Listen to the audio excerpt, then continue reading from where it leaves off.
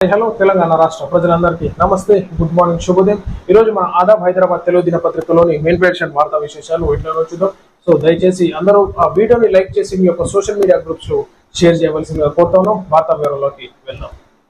ముందుగా ఆజ్కి బాత్ మనం చూసుకుందాం. ఈరోజు ప్రజలకు ఏ విధమైనటువంటి సందేశాన్ని అందిస్తూ ఉన్నారు. ప్రజాస్వామిక పోరాటాలను నిజాయితీగా గొంతు విప్పి అన్యాయాన్ని నిలదీసే బుద్ధిజీవులను, ఆలోచన పరులను, సంస్థలను, సంఘాలను ప్రభుత్వాలు ఎప్పుడు అణిచివేయాలని చూస్తాయి. ప్రతిపక్షంలో ఉన్నన్ని రోజులు సామాన్యుల గురించి ఉద్ధరింపు మాటలు మాట్లాడి ప్రభుత్వంగా పీటమెక్కినాక అదే సామాన్య ప్రజల హక్కులను కాలరాయడం ఆధునిక రాజ్యాల అసలు స్వరూపం. ఇటీవల మన దేశంలో అత్యంత ప్రజాస్వామికంగా జరిగిన రైతు ఉద్యమాలను అణిచివేయాలని పాలకులు అనేక ఎత్తులు వేస్తూ ఎన్నో పేర్లు పెడుతూ నిందలు వేశారు. స్వతంత్ర దేశంలో పౌరులు నడిచే దారిలో కందకాలు తవ్వినారు. అత్యంత దారుణంగా ట్రాక్టర్ల కింద తొక్కించి ప్రాణాల్ని బలి తీసు బతుకుల్ని చిదిమారు. అయినా అలుపెరగని వెనుకడుగు వేయని రైతుల పోరాట పటిమకు ప్రభుత్వం దిగిరాక తప్పలేదని మర్చిపోవద్దు. పాలకులారా తస్మాత్ జాగ్రత్త అన్నట్టు మరి ఇక్కడ మంచి మెసేజ్ ని రైతుల గురించి అందించడం జరిగింది. ఈనాడు రైతులు తిరగబడితే ఏ విధంగా ఉంటుందో ఒకసారి మనకు అవగాహన రావాల్సింది. ఎందుకంటే ఈనాడు రైతన్నలను లబోదీపం అంటూ మొత్తుకుంటున్నారు. రైతు చట్టాలని గౌరవించాలి, రైతులను గౌరవించాలి, రైతన్నల కష్టాలని ప్రభుత్వాలు గుర్తించాలి, రైతులను ఆదుకోవాలని చెప్పేసి ఈనాడు రైతన్నలు రోడ్లెక్కి అరుస్తున్నటువంటి పరిస్థితి. కాబట్టి ఈనాడు రైతన్నలను తలుచుకుంటూ ఏదన్నా చేయగలుగుతారు. తర్వాత ఒక్కసారి రైతన్నలంతా క్రాప్ హాలిడే తీసుకొని పండించకపోతే ఎట్లుంటుందో ఆలోచించుకోవాలి. కాబట్టి ఈనాడు రైతులు ఏ విధంగా మంచి స్థానంలోకి రావాలో, ప్రభుత్వాలు వాళ్ళకి ఏ విధంగా సపోర్ట్ చేయాలో ఆలోచించుకోవాలి. ఎందుకంటే ఈనాడు ఆర్థికంగా ఒక విధంగా రైతన్న రాష్ట్రాలను ఆదుకుంటున్నాడు. ఆ సంపాదించినటువంటి ఏదైతే ధాన్యాన్ని పండించినటువంటి ధాన్యంతో మీరు ఎక్స్పోర్ట్ చేసుకుంటూ ఈనాడు పండ్లు అయితేనేమి, కూరగాయలు అయితేనేమి, వరి ధాన్యం అయితేనేమి, మొక్కజొన్న అయితేనేమి, మిర్చి అయితేనేమి, కాటన్ అయితేనేమి, అల్లం, వెల్లుల్లి, ఇలా అనేక విధాలుగా ఎక్స్పోర్ట్ చేసుకుంటూ ఈనాడు రాబడి తెలంగాణ ఏ రాష్ట్రానికైనా సరే, ప్రస్తుతంగా తెలంగాణ రాష్ట్రం అనుకోవడం అనేది, సో తెలంగాణ రాష్ట్రానికి అయితేనేమి రైతులు కీలకంగా పాత్ర వహించడం జరుగుతుంది. కాబట్టి రైతన్నల గురించి ఆలోచించుకోవాలి. కనీస గిట్టుబాటు ధర, వాళ్ళు కష్టపడ్డ దానికి ప్రతిఫలంగా గిట్టుబాటు ధరను ఇవ్వాల్సిందిగా కోరుతాను. రైతన్నలను గౌరవించాల్సిందిగా నేను కోరుతాను. ఉగ్ర పోరులో ఏకమైన దేశం మన పరాక్రమానికి నిదర్శనమే ఆపరేషన్ సింధూర్. మోడీ నోట సంగారెడ్డి మహిళల మాట. ఆ డ్రోన్లతో వ్యవసాయ పనులు చేస్తూ ఆ స్కై వారియర్స్ గా మారారు. ఆ మన్ కీ బాత్ లో ప్రధాని నరేంద్ర మోడీ ఆ సాయుధ దళాల పరాక్రమానికి నిదర్శనమే ఆపరేషన్ సింధూర్. ఆపరేషన్ సింధూర్ కుల జన గణనపై ఆ చర్చ, సమావేశంలో 2 తీర్మానాలు ఏకగ్రీవ ఆమోదం. ఆ ఎన్డీఏ కూటమి ప్రభుత్వాలతో ప్రధాని మోడీ సమావేశం అన్నట్టు ఏదైతే నిన్న మన్ కీ బాత్ కార్యక్రమం జరిగిందో దాంట్లో దేశ ప్రజలను ఉద్దేశిస్తూ, అదేవిధంగా ఆపరేషన్ సింధూర్ గురించి మన త్రివిధ దళాలను ఉద్దేశిస్తూ మోడీ గారు ప్రసంగించడం జరిగింది. అదేవిధంగా మహిళలు ఏ విధంగా చైతన్యం కలగడం జరిగింది. ఈనాడు అన్నిటితో పాటు వాళ్ళు కూడా పోటీ పడడం జరుగుతుంది. ఉద్యోగాలు అయితేనేమి, బిజినెస్ లో అయితేనేమి, ప్రతి దాంట్లో ఈనాడు మహిళా రంగం డెవలప్మెంట్ అయిందని చెప్పేసి నరేంద్ర మోడీ గారు చెప్పడం జరుగుతుంది. సో ఈనాడు డ్రోన్లతోనే వ్యవసాయాలు చేస్తా ఉన్నారు. సో స్ప్రేయింగ్ అయితేనేమి, అదేవిధంగా మందులు చల్లడం అయితేనేమి, సో ఈ విధంగా ఈనాడు భారతదేశం ఒక అభివృద్ధి దిశ వైపు వెళ్తుంది. ఈనాడు మహిళలు కూడా కీలకంగా సపోర్ట్ చేస్తా ఉన్నారని చెప్పేసి నరేంద్ర మోడీ గారు చెప్పడం జరిగింది. అదేవిధంగా ఆపరేషన్ సింధూర్ లో పాల్గొన్నటువంటి సైనికులకు అందరికీ కూడా తను మనస్ఫూర్తిగా కృతజ్ఞతలు తెలుపడం జరిగింది. ఎందుకంటే ఈనాడు పహల్గామ్ లో జరిగినటువంటి ఘటన తీవ్రతను దృష్టిలో పెట్టుకొని ఆ విధమైనటువంటి ఘటనలు చేయాలంటే మరలా పాకిస్తాన్ ఉగ్రవాదులు భయపడేటట్టు ఈనాడు ఆపరేషన్ సింధూర్ వారికి ధీటుగా సమాధానం చెప్పిందని చెప్పేసి నరేంద్ర మోడీ గారు చెప్పడం జరిగింది నిన్న మన్ కీ బాత్ కార్యక్రమంలో.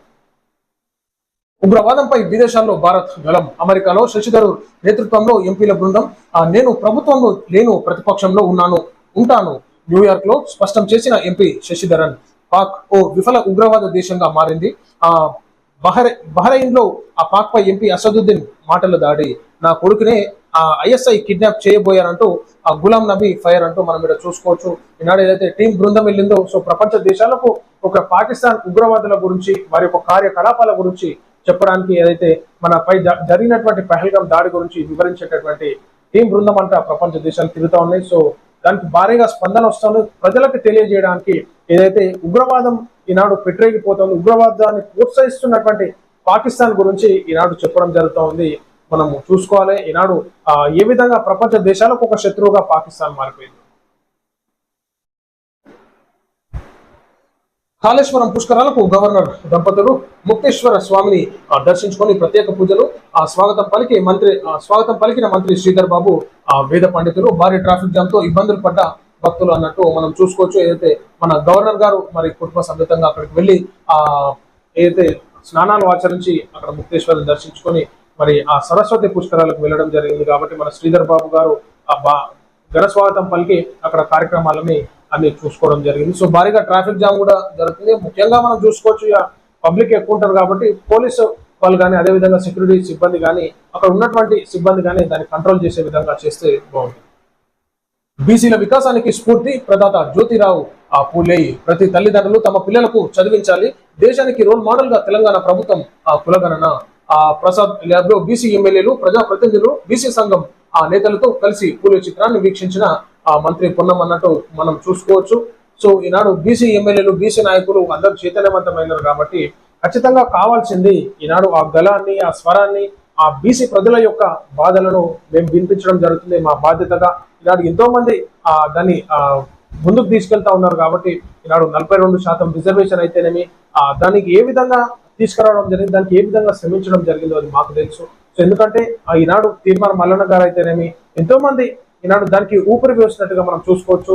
అదేవిధంగా ఆర్ కృష్ణయ్య గారు కానీ సంవత్సరాలుగా బీసీ ప్రజల కోసం కృషి చేస్తూ ఉన్నారు. సో ఖచ్చితంగా బీసీ ప్రజలు చైతన్యవంతం కావాలి, మన హక్కులను మనం కాపాడుకోవాల్సిందిగా నేను కోరుతా ఉన్నాను.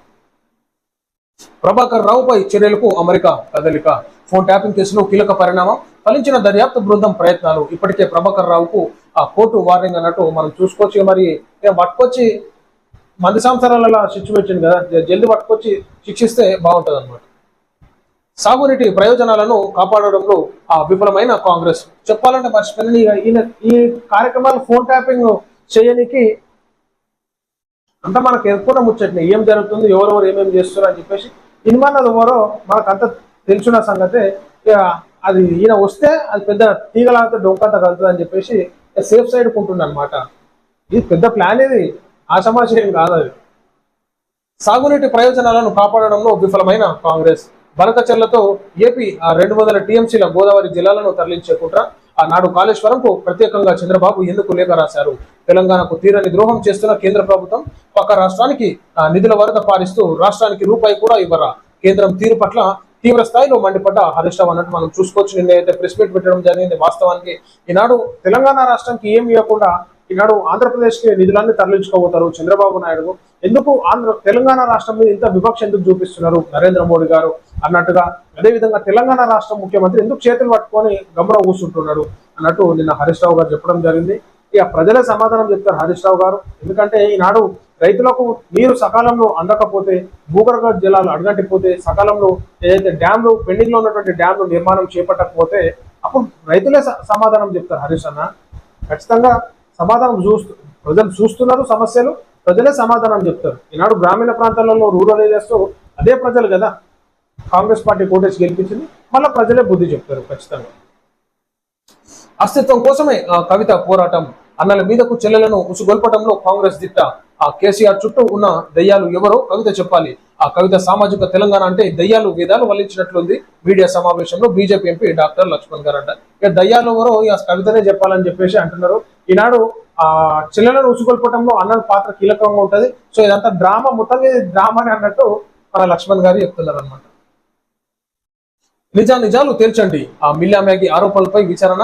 ఐపీఎస్ శిఖా గోయల్ నేతృత్వంలో కమిటీ. విశ్వరల్ పోటీదారులను కలవనున్న కమిటీ సభ్యులు. అసలు ఆ రోజు ఏం జరిగింది అనే దానిపై సమగ్ర నివేదిక అన్నట్టు అయితే స్పెషల్ ఈనాడు ఆరోపణలపై విచారణ చేపట్టనున్నారు. శిఖా గోయల్ నేతృత్వంలో కమిటీ ఏర్పాటు చేసి అదేవిధంగా ఏదైతే మిస్ ఇంగ్లాండ్ ఉందో ఆమె వైశ్యాల్లాగా చూస్తున్నారని చెప్పేసి అనడంతో ఇక చర్చలు జరుగుతూ ఉన్నాయి అనమాట. ఇప్పుడు ఇక చూడొచ్చు, దాని మీద కొన్ని రోజులు టైంపాస్ అవుతుంటారు అనమాట. ఇక దుమ్మారం లేపి మొత్తం గత్తర్ లేపి పెట్టేస్తారు ఇక తెలంగాణలో. చందానగర్ సర్కిల్లో వసూళ్ల దండ. స్పీకింగ్ ఆర్డర్లు జారీ చేయి, పైసలు వసూలు చేయన్నట్టు ఇక చూడు. ఈ పర్మిషన్లే ఉండే వీటికి 2 ఫ్లోర్ల పర్మిషన్ తీసుకుంటారు, 3 ఫ్లోర్లు కడతారు. ఏం అధికారులు ఉన్నారు రా నాయన. రోజు చదువుతూనే ఉన్నాం. ఈ అవినీతి అధికారుల వల్ల మొత్తం తెలంగాణ రాష్ట్రానికి వచ్చేటటువంటి ఆదాయానికి గండి పడుతున్నది.